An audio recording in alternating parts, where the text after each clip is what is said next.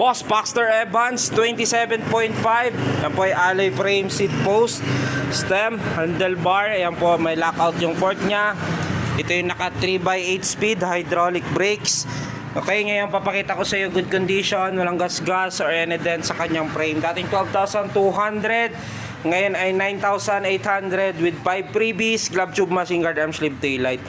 Ngayon papakita ko sa inyo yung nakatona. Ito yung naka 3x8 speed Shimano Tourney. Yan, so natona na rin namin yan bago namin i-ship. Alay na rin kay gulong sa likuran. Ganon din dito sa harapan, walang alugang headset.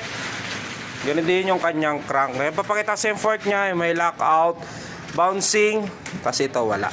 Okay, bali mga i-remove ko. Ayan po yung seat post, pedal, handlebar, unahang gulong, quick release naman po yan, naka disc brake. Ayan po yung Baxter Evans natin. Dating 12,200, ngayon ay 9,800.